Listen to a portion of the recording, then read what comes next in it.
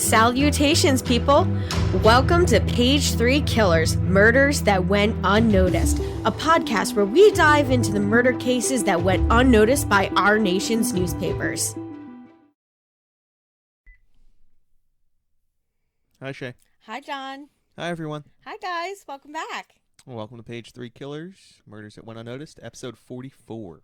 Which is actually supposed to be the content for episode 43, but due to the technical issues that we had, it will now be today, which is a week late for Thanksgiving, sadly.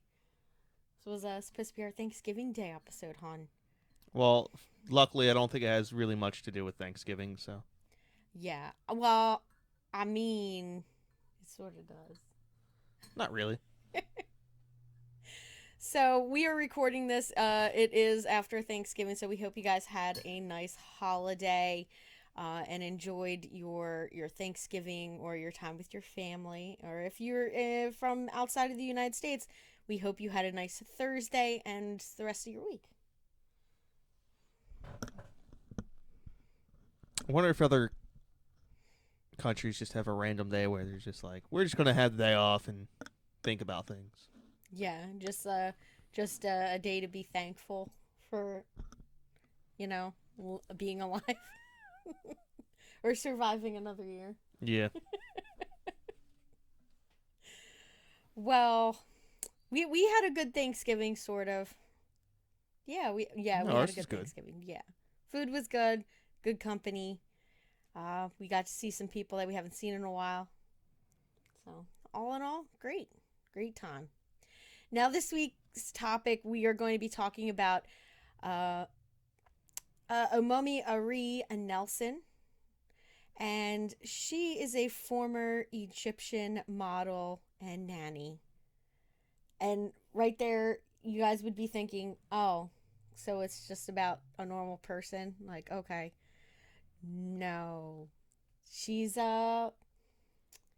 referred to as the female Hannibal Lecter. So just to give that a moment for you guys, for that to sink in, guys.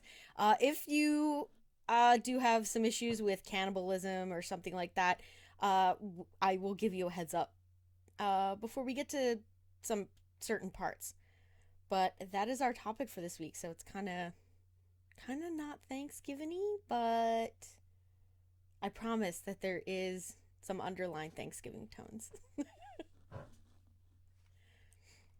So before we get started, John, do you want to give some shout outs? Chelsea and Ralulk. Yeah. So thank you guys for donating on Patreon. And just remember, guys, you too can become a supporter of Page 3 Killers on Patreon and become one of our prime suspects for as little as $1 a month.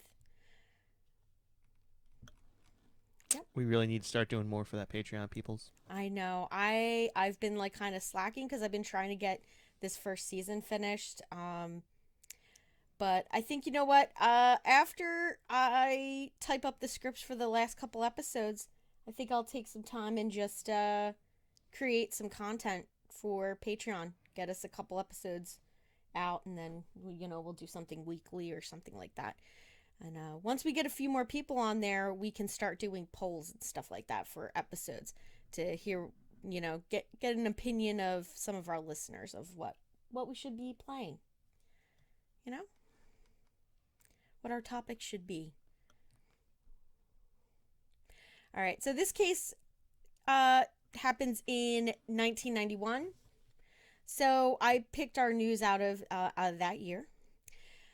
So we're going to start off with January 17th. So we have the Gulf War, obviously. Operation Desert Storm begins with airstrikes against Iraq.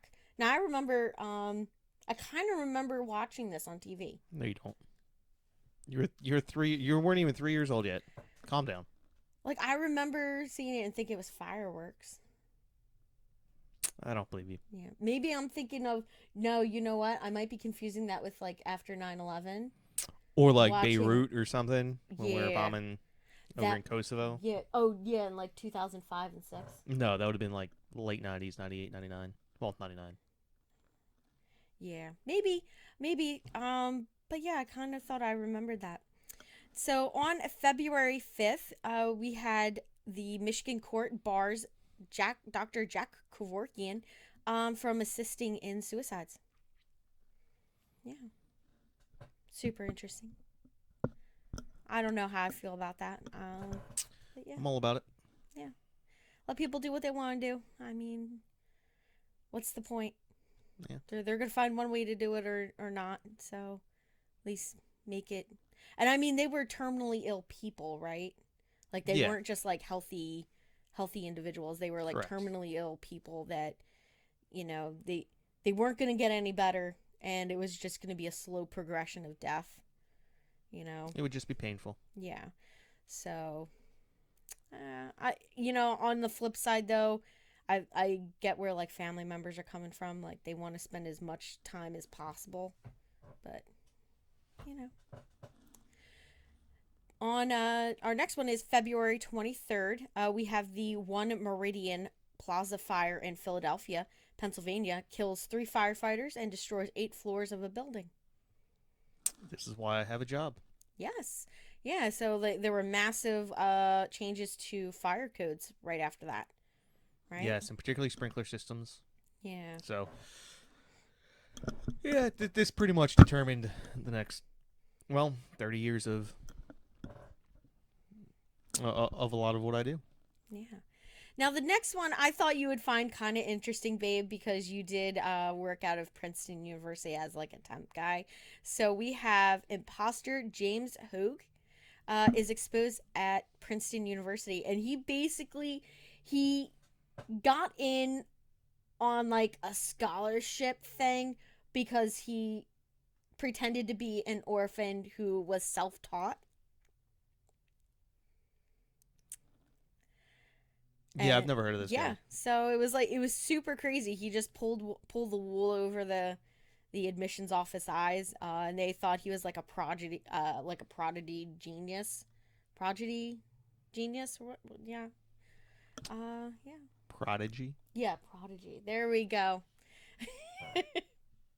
So yeah, that was like a super interesting. We actually look when we first read about it, it was pretty interesting. Um, I don't know how he got away with it though. Well, he was a professional con man. He did it throughout Yeah. his entire life. So this was just one. I don't know why you would do it. There's really no monetary gain by just randomly attending Princeton. Yeah. Yeah, I don't know. Who knows? I And mean, he maybe he just gets in. Maybe his goal was to get in and then further con people in Princeton because they got the cash dollar bills. Oh, yeah, that's true. So maybe this was just step one of a plan. Yeah.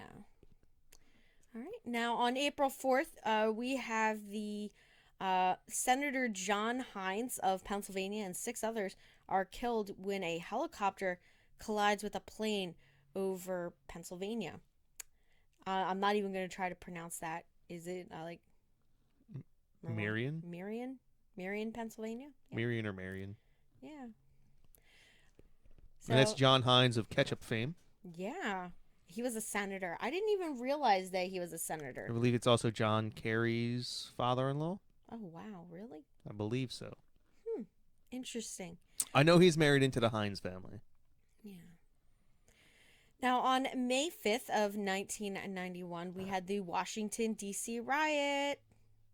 Yeah, so it was like a massive riot that broke out in the Mount Pleasant section of Washington, D.C. after the police shot a unarmed Salvadorian man, right? He was unarmed, correct? I don't know. You didn't write unarmed down. Yeah. I'm pretty sure he was unarmed. Yeah, which sparked riots, not unlike the ones that we had in 2020. The dumpster fire year. Everybody be thinking like this stuff hasn't been going on forever. It has. Yeah. I mean, that was 30 years ago. So, I mean, People get pissed when people get killed for no reason. Yeah. But it happens a lot more than you would think. But the media only picks up on like not even a third of those cases. Like not even.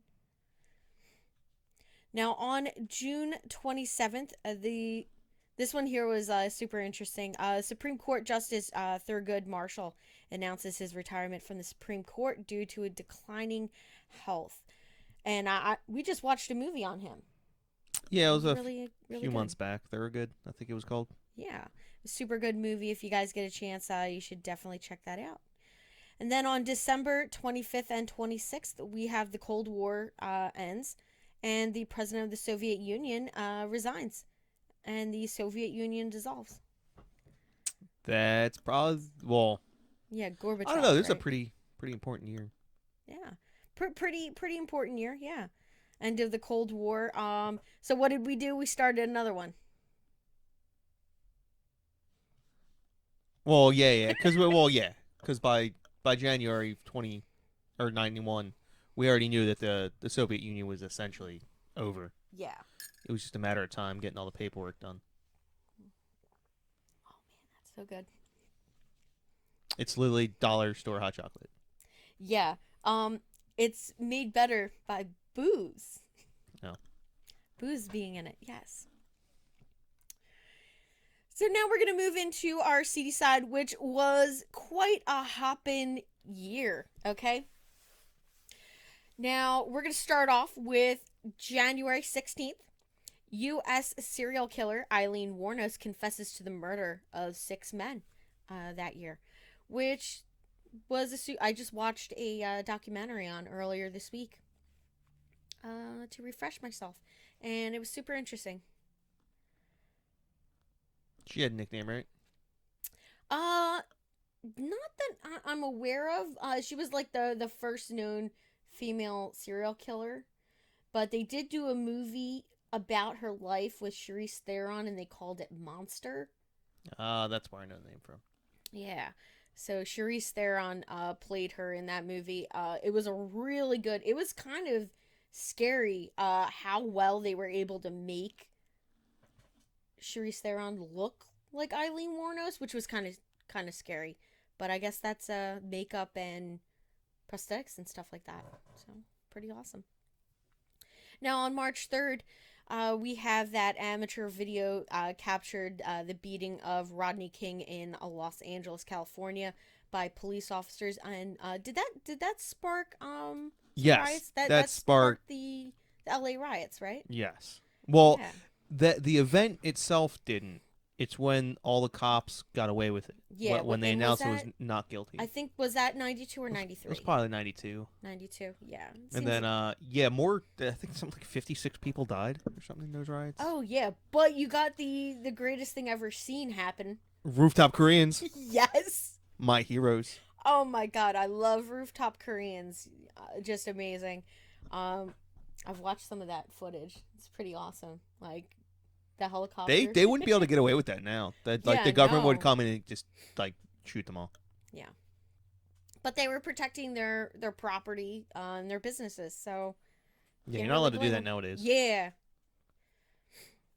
Now on April 4th, we have William Kennedy Smith, a nephew of U.S. Senator Ted Kennedy, is identified as a suspect in an alleged Palm Beach, Florida sexual assault. My guess is he got away with it. I think he pled guilty Oh, really? in He's a the end. Kennedy. Yeah, They he don't pled get. he pled guilty in That the was end. dumb. Yeah, Ted Kennedy killed a woman, got away with it. yeah. I mean, yeah, it's just He being a drove her Kennedy into a and lake, and being then we're like, rich. oh, I don't know what happened. Yeah. What, simple sexual assault? You don't think he can get out of that? Well, I mean, I guess He must when have done it you're on like video camera. He must have like literally just took a DNA test on site and left it there for the cops. He's a Kennedy. He can do whatever he well, wants. I mean, let's be honest. Our government's prosecution of people that commit sexual assault is kind of lax anyway. That's what I'm saying. The In like that guy 1991? that just got off with a slap on the wrist for raping what four women, and he admitted to it, and the I think judge it was one like, woman behind a dumpster. no, it was more recent than him. Oh, okay. It was like literally last week. The judge came down and was like, "Well, I don't want to we don't want to ruin this kid's life. He admitted to what he did, and he is remorseful. I feel like there's And more to this story than what you're saying. no, you should look it up. It's pretty sleazy. But yeah, Was he a that's Kennedy? no, he wasn't a Kennedy. But yeah, so the next one we have is the 1991 Sacramento hostage crisis. So, four gunmen take 41 people hostage at a Good Guys electronics store in Sacramento, California. Three hostages, as well as three of the four hostage takers, are killed. Um, I feel like this is a which, lost criminal art, hostage taking. You don't hear about that anymore. yeah, no, you don't. Like, I guess it just doesn't drive ratings for news, or People just stop doing it. yeah, because It's not cool anymore. you stopped surviving it. I mean, I don't know of anybody that's taken hostages that survived. Yeah, there's plenty of people. Really? Yeah. Oh yeah, I guess like like domestic disputes and stuff like that. I have heard a couple of those. I mean, I guess I don't think there was any hostages. There was a shootout down the street from us a few years back, Yeah. but I don't think there's any hostages. Yeah, but people just don't take hostages anymore. It's not cool. Like that, I guess the '90s were like the it was like the hip thing to do, take Yeah. hostages. There's all kinds of movies about it. Oh yeah. Now on June 10th, we have probably one of the biggest abduction cases in the United States happens. It starts off and it's kind of super crazy. So everybody remembers the J.C. Lee uh, Dugard. She's kidnapped. She's 11 years old on June 10th on her way home from school. And she isn't found for 18 years. It's that girl that was like kept in the, I believe she was the one that was kept in like the backyard. The one that was let out and Yeah. let was allowed to go to the store by herself, and she decided not to run away Yeah. Well, she had the Stockholm syndrome, right? or something like that. I think Yeah. I don't think it's quite Stockholm syndrome because that's when you sympathize with your captor. Well, it's where you have to rely on them for everything. So, Yeah, I don't get it. But yeah.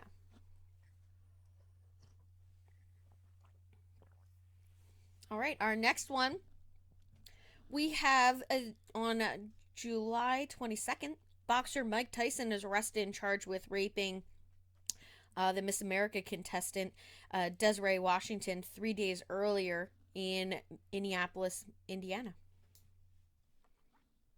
Yeah.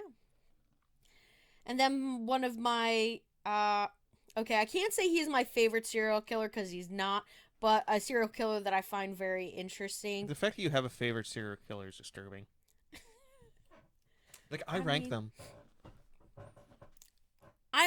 come on. There at the top of my list is gonna be Jack the Ripper. What are your criteria Just for what makes a great serial killer? okay, so there has to be a style. All right, there has to be like something interesting, or like some stylized like manner in which they carry themselves. I guess you know what I think Jack the Ripper is the most interesting one, just because of like how it played in the media, and that he wasn't caught. So I mean, that's my favorite one to like listen to documentaries about, because it's like in the way in the past. So you see, I'm gonna go Trump on you. I like my serial killers caught. Yeah, true. I do like them when they're caught. Um, but I do like Jack the Ripper. It's so interesting. So on July 22nd, serial killer Jeffrey Dahmer is arrested after the remains of 11 men and boys are found in his Milwaukee, Wisconsin apartment. Police soon find out that he is involved in 6 more murders other than those original 11. Which is super crazy that he was the police came up to his door and he just let them in. He was like, "Yeah." And then they were just like noticing things in his apartment, and then they got freaked out. They were like, Yeah. They just found all these. I remember seeing when he was killed. Yeah. Oh, you did? Yeah. Because I don't remember his execution. He wasn't executed. He was killed by other prisoners. Oh, really? Yeah, he was killed in jail. Holy crap. Yeah. Why did I not know that? Yeah, somebody found out who he was and was just like, yeah, fuck you. Killed him. Yeah. Okay, that seems fair. Now, on September 8th and 12th, we have the Tailhook Scandal, which I thought you would find interesting. This is the 35th annual Tailhook Symposium in Las Vegas, which was a Navy group, correct? That was the Navy and Marine pilots. Yeah. And 83 women and 7 men are assaulted. I'm not sure whether it was like physically or sexually assaulted. I'm gonna assume that like a giant brawl started. I don't believe so. No, so it was like what, torture? No, I believe it was sexual assault. Oh my god, dude, Navy guys need to calm the fuck down. The big thing was the cover up. A lot of Yeah. people tried to cover it up. Now, on November 14th, to close this out, we have it's in Royal Oaks, Michigan. We have a fired United States Postal Service worker goes to his old place of employment and goes on a shooting rampage, killing 4 of his ex-coworkers and wounding 5 others before committing suicide. Well, it's a good thing the federal government doesn't allow people to have guns on their property. Yeah, I don't understand. I'm like, it's not going to prevent them from doing it, after you fire them anyway. Also, maybe slightly less people die. Yeah. If somebody else has one. But we won't get into that. We'll just get into our the marriage and murder. Yeah. The marriage and murder of Omaima Aree Nelson. So we hope you guys like those. So we're going to move right into our topic. So Omaima Aree Nelson was born in Egypt in 1968. She claimed that when she was a child, she was physically and sexually abused by her father. We have no way of confirming any of this. The only person that we have to go on for this information is Omaima herself. Well, I'm imagining. Well, I won't get into it. I won't say anything. Yeah, I don't want to. I mean, the next line kind of sums it up. Yeah. So while living in Cairo, well, you gotta understand. When she was living in Cairo, she was no longer with her father. Okay, her. We'll get into it. When she was living in Cairo, she was forced to undergo the female genital mutilation, which is FGM, and that is a tradition or practice in some cultures of partially or totally removing the external genitalia of girls and women for non-medical reasons. So yeah, that's kind of terrifying. I actually did do a little bit of reading up on that, and I'm just saying I don't know why. I guess there's a reason for them why, but I don't know how any person could, do that to their child. It's pretty. Well, I mean, male genital mutilation is widely accepted. Oh well, yeah. It's not quite as invasive and gruesome as the female version, Yeah. but it's And well, I mean, female genital mutilation is extremely painful, even years and years Yeah. later. And I guess that's sort of the point. Well, it's Sort just of. to prevent women from enjoying sex. Yeah. That's the idea. Because then that would keep them. Well, you ain't gonna from, cheat. Yeah, from cheating and stuff like that. Yeah. So her mother left her father and they moved to Cairo. And they lived in a very poor section of Cairo, which was referred to in many of the articles that I read as a slum. So it was, where all the poorest people lived. So it was pretty bad area that they lived in. At the age of 18, she met an American worker in Egypt. He was working for an oil company. They started up a romantic relationship together. They married, and he agreed to take her to America. So she immigrated to the United States in 1986. And as of no surprise, their marriage did not last very long, and they separated shortly after she immigrated here to the United States. Now, she struggled to make ends meet working temporary jobs. She did not speak English very well. Uh, and I'm not sure if the area that she was in had like any conclave of like, Egyptian speaking or like Egyptian people living in the area at the time.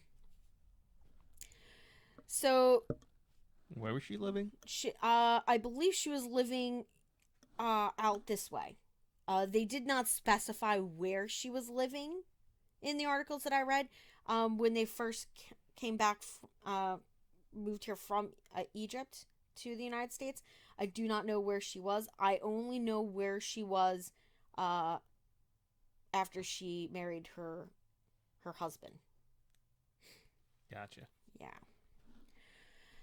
So to make money, she worked several jobs as a nanny and a few modeling jobs here and there. But on occasion, she had to resort to petty theft to make ends meet and pay her rent and stuff.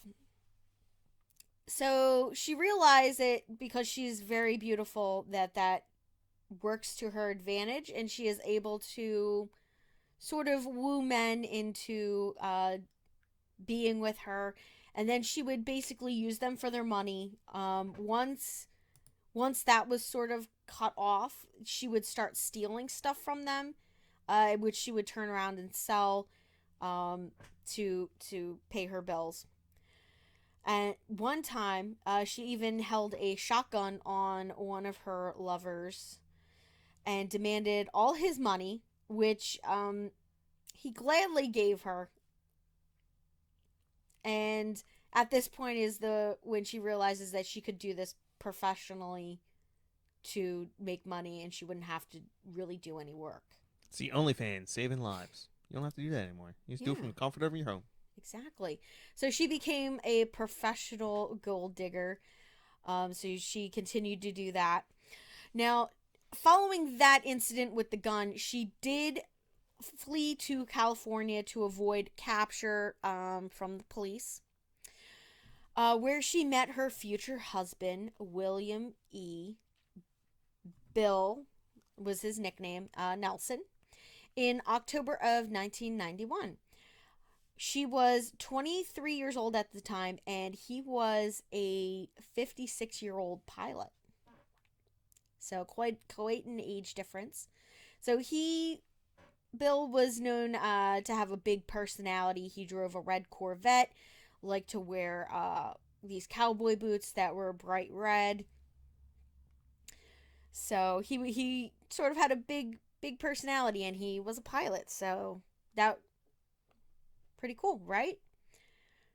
Now, only thing is, he had been caught using his plane to traffic drugs and had been to jail and served a 4-year sentence for that. And he too, like Omami, had moved to California to start over again. They met at a bar where they played several rounds of pool together. And Bill kept flashing around these large rolls of cash that he had. He boasted that he had a lot of money, had a lot of property back in like Texas. So she was like, okay, yeah. So she wasn't gonna pass up that opportunity. So she did her thing. And within days of them meeting, they were married. Now, the ceremony was conducted by an Egyptian priest over the phone, but there was just one hitch. Bill had forgotten to mention that he was already married and that his divorce was not yet finalized to his first wife. Yeah, small details. Yeah, small detail, small, small. So Bill takes Omami back to Texas to meet his family and friends for their honeymoon. That's the perfect time to meet the family. Oh yeah, your All on honeymoon. the honeymoon. I mean, well, I met your mother before our wedding, but our wedding was our honeymoon. So I think before then I had only met your mom like what, 2, 3 times? I don't know. I can't Yeah, remember. yeah, 2 to 3 times. Now his family was not very happy with his new wife. And the main point of contention seemed to be that she was younger than his own children. So she was younger than all of his kids, so they were like in their 30s and she's like 23 years old. Like they're like late 20s, early 30s. Don't judge me. Whew. It's You like, don't know me. damn. You don't know me. And then you got to call her your stepmom. That's crazy. I don't know. But I guess it's sort of like a thing for guys. Like it's always cool to be like, robbing the cradle. Um I guess. Well, I mean, in a different situation, but my grandmother had nieces and nephews that were older than her. oh wow, really? Yeah. Interesting. Hmm. Now, the couple when they returned to California following their honeymoon, they lived in Bill's rented apartment in California. Now, Amami would later claim that during the couple's month long union, she suffered sexual abuse at the hands of her husband, and that on the morning of November 28th, 4 weeks after their marriage, uh, somebody, a man, was awoken by someone pounding on his front door. Now, he looked out the window and saw a red Corvette in a parking spot, all packed up. But he did not know anybody that owned or drove a red Corvette, so he ignored the knocking and went back to bed. He was like, "I'm not getting involved in somebody else's shit. I'm just going back to bed." Maybe it was one of his friends trying to show off his brand new Corvette. What a dick. Yeah. So the red Corvette did return later that day, and it was driven by his ex girlfriend, Omaima Aree. Now, she was covered in scratches and told him that her husband had attacked her, so she had killed him in self defense. Now, with her, she had a black trash bag, and she handed it to him and opened it. And when he looked inside the bag, he got a little suspicious that she might not be telling the truth. And that was because when he opened the bag and looked inside of it, he found it to be filled with human organs and body parts. Now, Omami begged him to help her get rid of, the remains. She even offered him $75,000 to help her dispose of it. So he did some quick thinking and he said he told her to go back to her apartment and that he would be there shortly. After Omami left, he then called the police, gave them the license plate number for the Corvette, gave them her description, told them about the black trash bags that were in the Corvette. Now, I was just thinking about this. The Corvette. How many seats are in a Corvette, hon? Two? There are only two. Two? So she either had to have these trash bags in the trunk or in the seat next to her. But they did not specify. Or and actually it was a convertible, right? Yeah. Yeah, so it had a trunk. Yeah. So Although it wasn't a very large trunk, so it was probably in the seat next to her. ooh. Like can you just imagine like driving with like ugh, no. That's kind of gross. Sometimes I don't understand what goes through some people's minds when they do this. Like, I you Well, the could last thing I'm doing is going over somebody else's house and being like, "Hey, want to help?" yeah, exactly. No, I'm not going to tell anybody about it. But one, like if you're going to murder somebody, I mean, you've managed to pack up everything. and drive it somewhere else. Yeah. What's the point of involving a third person? Yeah, exactly. That's just somebody that's not going to keep your secret. Like, what's that saying? A secret is only a secret between two people if one of them is dead. So you would get an accomplice, then you would have to get rid of them because they're the only person that knows what you did. They could like blackmail you for the rest of your life. Well, at that point, they would be an accomplice, so you'd be. Oh, so it would sort of like hold them, you know, since they're part of it, they would If get they in don't trouble dime too. you out right away, then Yeah. you could be, you might have some issues. Yeah. So the police start looking for this red Corvette, and they do find her. They stop her on the road, and they pull her over, have her exit the vehicle, do all that stuff, cuff her, put her in the back of the squad car or whatever. And then they check those black trash bags, and what the young man had said was absolutely true. They found the body parts in black trash bags. So Amami claimed that Thanksgiving weekend in 1991 on November 28th, Bill had sexually assaulted her in their Costa Mesa, California apartment. So is this why you're calling this a Thanksgiving episode? Yeah, Because literally the word Thanksgiving appears in this once. No. Wait until we get into the gory stuff. So what you're saying is this is a Thanksgiving episode like Die Hard's a Christmas movie. Die Hard is a Christmas movie. We are not going to have this argument again. It's not a Christmas movie. It is a Christmas movie. There are those that, like me, believe Die Hard is a Christmas movie, and then there are those that are wrong. And you, sir, are wrong. That makes like a lot of Christmas movies. Yeah, it's fine. I mean, there's Christmas in Harry Potter. It's totally a Christmas movie. For all of like 5 minutes. That's dumb. Now, police believe that she had discovered that her and Bill were legally not married, and that she had attacked him, and killed him for that reason. Now, on the night in question, pathologists discovered that Bill had been tied up to the bed in a bondage-type fashion.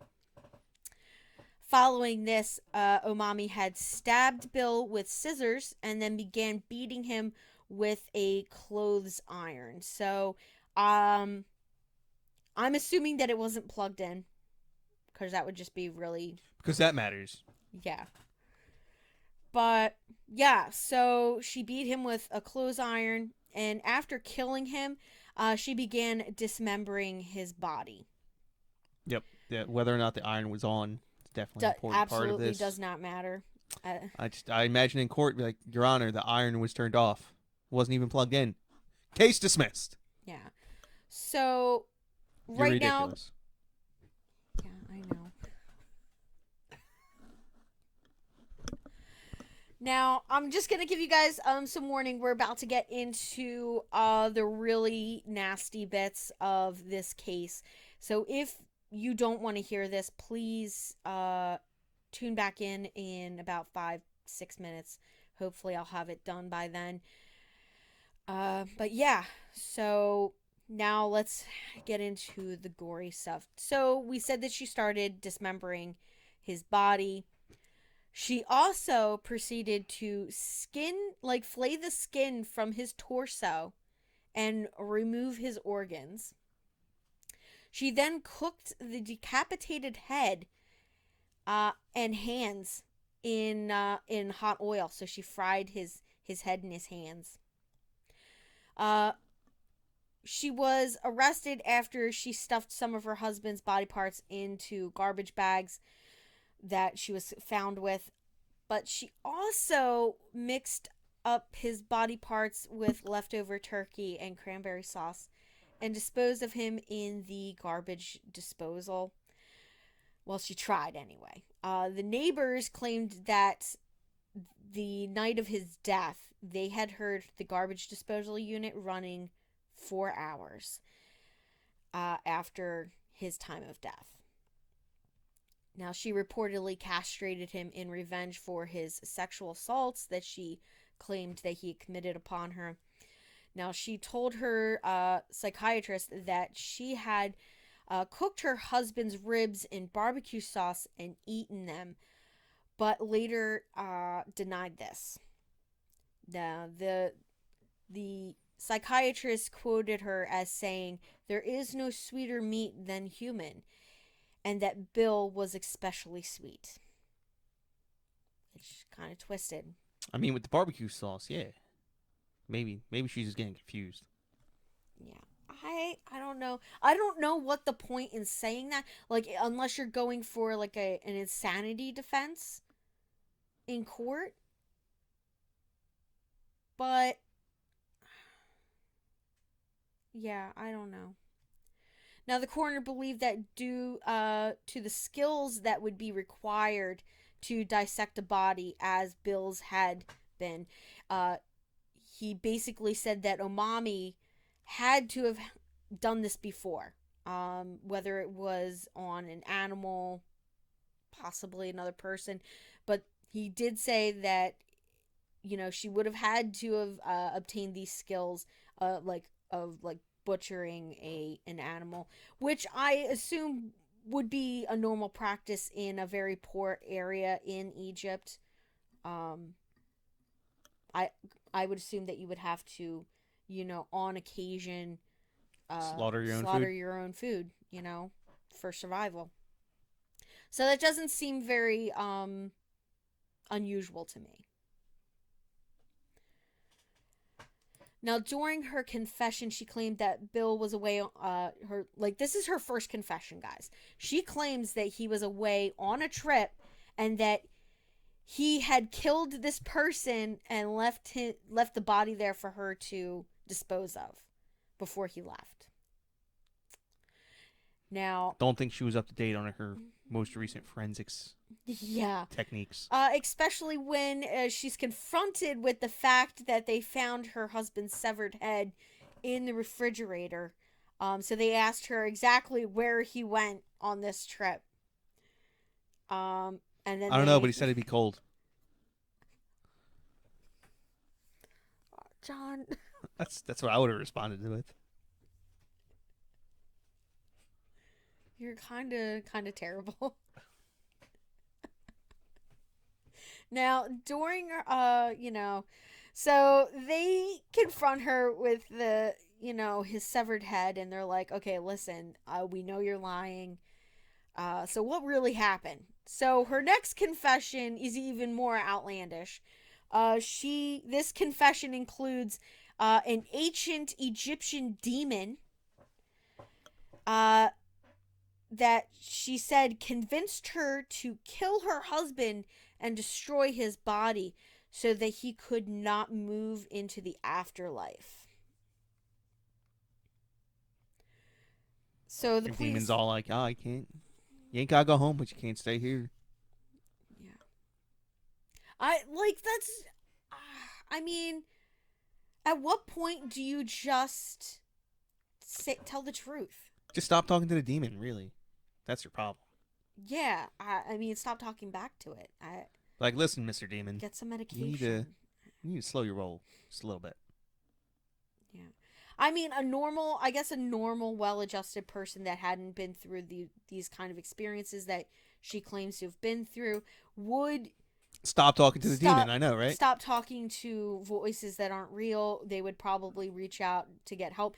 But at the same time, somebody that is not mentally stable doesn't realize that they're not mentally stable. So, there's Yeah, like but a flip side. you never hear about the story about the person who's just like, "Yeah, nah, me and that demon, we weren't even cool, so I wasn't gonna listen to him." Yeah, Like, I no. don't listen to every person. Why would I just listen to every demon who wants to come and talk to me? We're gonna move on. When talking to the police, she kept referring to Bill as if he was still alive, and told them that he had attacked her and forced himself upon her. When she was checked by a doctor, they found no evidence of any rape or anything like that. And upon further inspection of the scratches and wounds that she had, they appeared to all be self-inflicted. So basically, she had all of these scratches to her face and her arms that she did with her own hands, because they found, I believe, skin cells underneath of her fingernails that were her own, and there was evidence that her husband had been tied up at the time of his death. So, how he would be able to do that would be beyond understanding. Now, she was found. It was found that she had also cut herself with a knife in an attempt to make it look like she was, defending herself against a possible attack.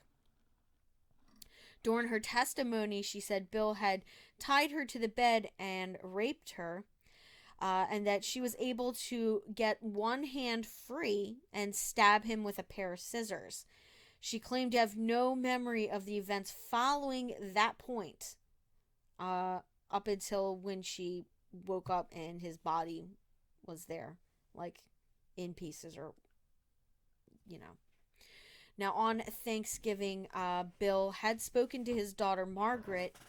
She said all he could talk about was how happy he was with his new life, and he had also wanted her to come over for dinner, but she had declined. I guess she had other plans and was not able to attend. But he wanted to show Amami what a family Thanksgiving was like in the United States, like here in America. So he wanted to give her an amazing experience of her first Thanksgiving, like real Thanksgiving with him. So that's kind of sweet. Like, until you get murdered. yeah. So like I'm really torn with like this whole thing. Like, you kind of feel bad for her because of the life that she says that she had prior to coming to the United States, and then to, how hard, living in the United States was by herself. Kind of sucks, but at the same time, like, Bill just seems like a really nice older guy that got conned, and It seems like you she had know a nice little honeypot. I don't know why she decided to get rid of it. yeah, This is why you don't listen to demons, people. I don't know.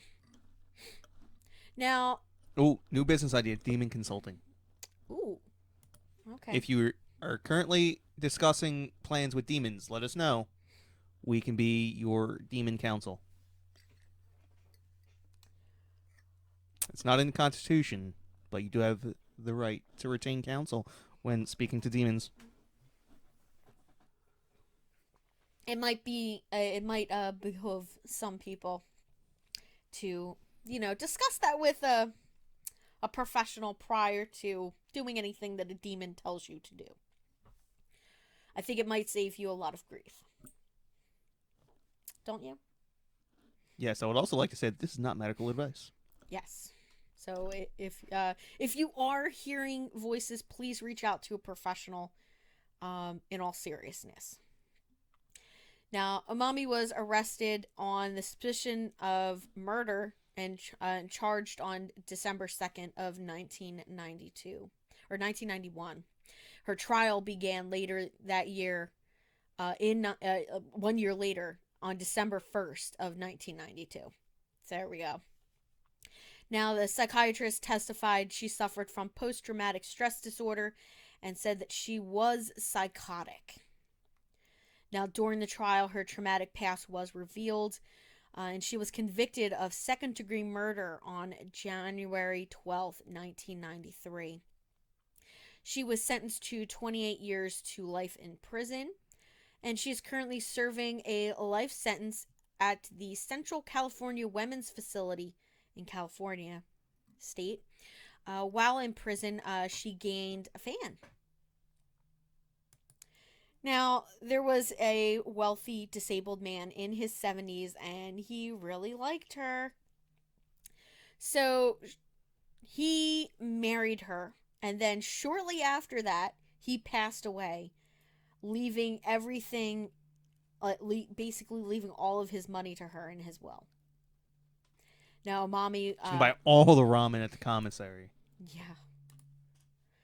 Like, have you seen, like, some of those videos, like, on TikTok? Like, they show, I guess maybe not you, but they show how to, like, how, some prisoners make, like, things in their. I do work inside of prisons. Yes, I've seen it. Oh, so you've seen, like, them make, like, prison ice cream using, like, coffee creamer and. I mean, they don't sit there and just like go through the entire process, but I've seen them make some weird stuff. Wow, really? Cool. Yeah, so he basically leaves her all of his money. And Amami was first eligible for parole in 2006, but was denied when the commissioners for the parole hearing found her unpredictable and a serious threat to public safety. So they kept her in. Now, she was eligible again in 2011, but was once again denied parole by the board, citing that she had not taken responsibility for the murder and would not be a productive citizen if she were freed. Now, her next parole hearing will be in 2026, just a few years from now. So that's going to be pretty interesting to hear how that plays out. Yeah. So, after following like all of this, when in some of the like articles that she was in, she was referred to as the female version of Hannibal Lecter from Silence of the Lambs. Super nice, I guess, huh? Now, her case has been televised on ID channels Happily Never After and Deadly Women. And I believe the episode was called Model Killers. And she was also on an episode of Snapped on that women's channel, like Oxygen or whatever, right? Or it's the, yeah, right? It's Oxygen. No, I don't know. I don't watch it. Yeah, like the women's channel. It's all about hating men. Yeah. Yep. So that was Omaima Aree Nelson. Super interesting case. I kind of appreciate that she kept her husband's name. Yeah. You do? Yeah, it takes some balls. Yeah. Considering they were never actually married. Yeah, I know. Which is like, I guess, like, if that's not a real reason to kill somebody, I don't feel. So he didn't tell you that his marriage hadn't completely dissolved. My next thing would have been like, cool, I get to remarry you. And this time we invite everybody. You know? I'm sure I would be angry.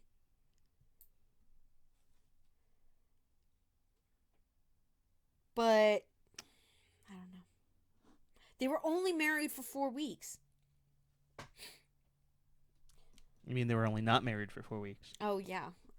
They were, I mean, they were only together for 4 weeks and a few days. Like, together. She just really loved him that much. Yeah. I think she loved the size of his wallet that much, which is really sad. I feel bad for his family. Like, here he was so happy that he found somebody. She was young, she was pretty, and it probably boosted his ego a lot. And he was so happy about it. And turned out that they were right on the money. They didn't like her, so should have been a hint. I'm pretty sure that they probably saw something that he didn't. I guess. Like the demon? Well, Yeah, Maybe the demon was talking to them too, and they're like, "That demon's a shady character. You can't trust him. She's hanging out with the wrong demon crowd. yeah. The demons we hang out with, they're cool." Or they saw that she was a little odd or emotionally unstable or something like that. Like they probably Or they probably saw that she was a 23-year-old woman marrying a relatively wealthy 56-year-old man. yeah, exactly. And they were like, gold digger. Yeah. Um, so it's a shame. So I mean, she had a sad life, but that doesn't excuse her for taking somebody else's life, which is it's a real shitty thing to do, especially somebody that loved you that much. I mean, and he only just met her. Like he hadn't really gotten to know her or anything. Um but yeah. Okay, so we're going to close this episode out. A little bit of a bummer, a little brought down by that. But yeah, so we're going to close this episode out and hope you guys had a nice holiday. We will be having a Christmas special that I am planning. I'm preparing the script for right now. So I'm super excited. We're probably going to do just a couple of cases. There's going to be no news for that episode because we're going to cover like maybe two or three um Christmas Day and Christmas Eve murders, which I thought would be really interesting. Yeah. So thank you guys for listening and tune in next week for another riveting episode of Page Street Killers. Bye. Bye.